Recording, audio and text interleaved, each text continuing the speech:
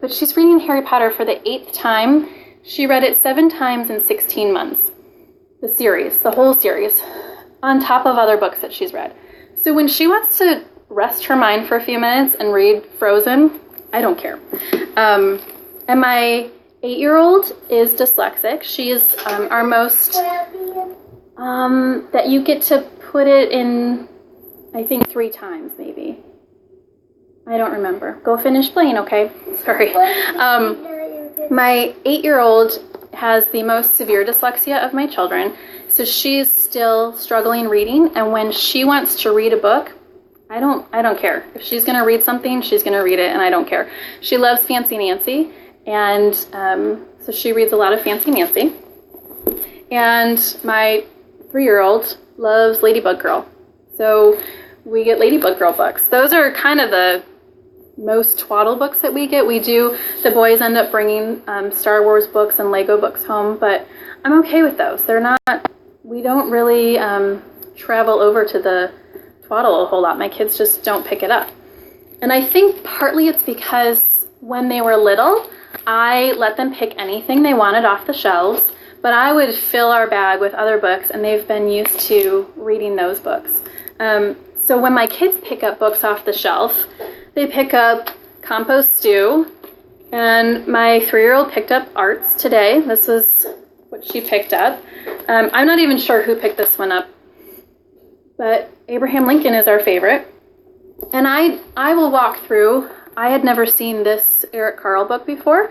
Do You Want to Be My Friend? So I grabbed that one. And I judge books by their cover all the time, because I think covers are amazing.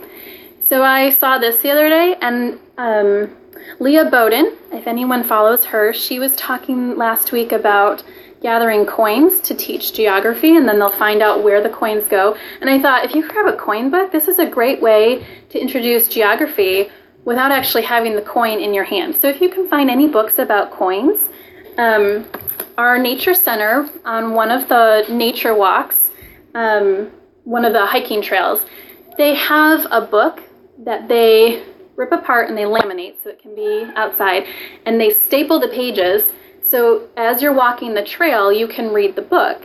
And this was the book that they had this month. Actually, I don't know if they do it by season. I think they might do it by season, so this is probably there all winter. So I saw this the other day on the trail, and I thought, I gotta go grab that book at the library. I get a lot of recommendations from other Periscope videos and from Instagram. I follow several book feeds that have great children's literature. My friend Allison Winter was talking about this book the other day, and this little boy is homeschooled, so we had to get our hands on that one. And she also recommended this one, and the same author has written Rosie Revere, Engineer, and we've read that book before, but I didn't know that there was a second book, so we grabbed this one.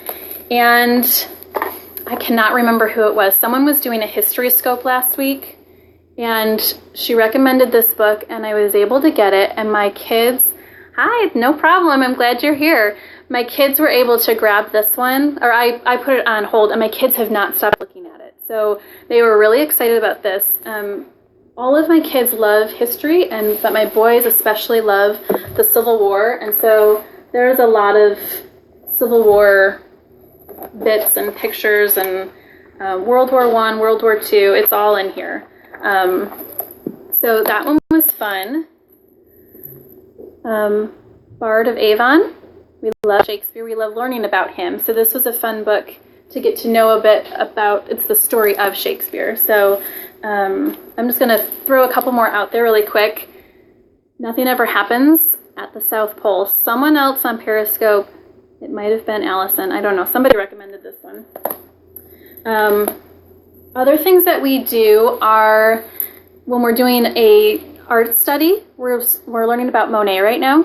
So I will go and get pictures of, or get books of the artist, because these books can get expensive, even used. I will fill my shelf with books, and then I'll pick the one that I like the most, and I will buy a used copy. So we'll be getting a Monet book eventually. I have to go through and figure out which Monet book I like the best and then find it.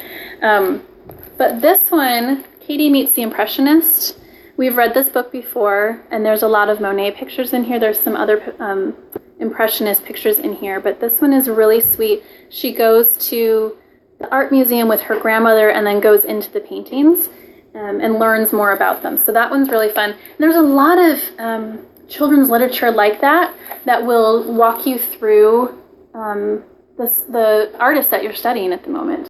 There's another series, I don't have it with me, we've picked it up from the library before, and it's there's like little cartoons throughout it. I can't remember what the series is. I wonder if my daughter remembers. She loves them though. They're so fun. So anytime you can get a book and learn a little bit more, because the actual art books, these are boring. As an adult, you can enjoy them and you can read through them, but there's nothing in here that you're going to be able to pull out for your kids. So when you can grab books like this and you can teach them a little bit more, we're reading the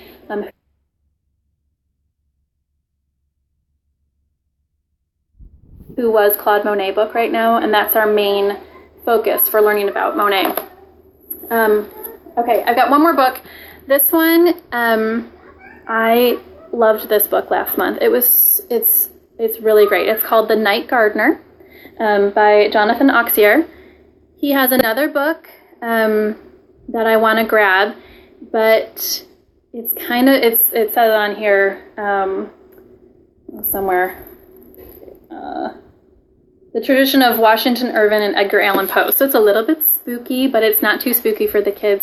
My 10-year-old is reading it for school right now. This is her free read that she's reading through, and she's really enjoying it, but she never would have picked it up if I had not noticed the cover. And my 8-year-old, actually, she and I spotted it at the same time, and so I had to get it, and it's really good. So, okay, so really quick, I'm Andy. You can find me on Instagram at AppleAndy. I am homeschool mom to 5, second-generation homeschooler. And this is the book that I'm reading right now. And my tips, I'll hold that up again. Sorry, I think I pulled it away. Real quick, my tips for taking your kids to the library. Oh, I forgot one of them. Get them their own library bag. Give them a set number of books that they can carry in their bag. And having your library card attached to your library bag is a really great way to never lose your library card. 2 tips I forgot. When I leave the library, typically when I get home, right away, I go into my phone and to my calendar, and I will put a reminder on my phone of when I need to return books. My library does send me reminders 2 days before, so if you've got that option with your library, do it. But 2 days, I forget things in 2 days. So I set it for the morning of when I've got books due back, so that I have an alarm in the morning, because we go at least once a month, or at least once a week, we're at the library. So we have a lot of return days to try and keep track of. And the other thing, when we are checking out, because that's my most crazy time, I let my kids go through, pick out whatever books they want, and we fill our bags, and when it's time to leave, they all have their own card. And it's mad chaos. Who's going to go first? And then when they're done checking out, what do? What I do, when they're done checking out, I try and get one of my older girls to go first so that they can go stand. I pick a wall, somewhere that all 5 of them can stand against a wall nearby to me so that I can still see them. And they go and they have to put their back against the wall. Oftentimes they'll sit down and they'll read. They'll start pulling books out while they're waiting and read. But that way, nobody's running around. They know as soon as they're done checking out, they need to go over to the wall and wait for everyone else to finish. So just set up a couple of boundaries for yourself and for your kids and give them those expectations before you go into the library. And don't expect a long trip the first couple times. Make it short, make it sweet. Have some holds waiting for you so that you can get some good stuff without having to run around and lose track of everybody. So, so find me on Instagram at AppleAndy, and I will talk to everybody later. Thanks for joining.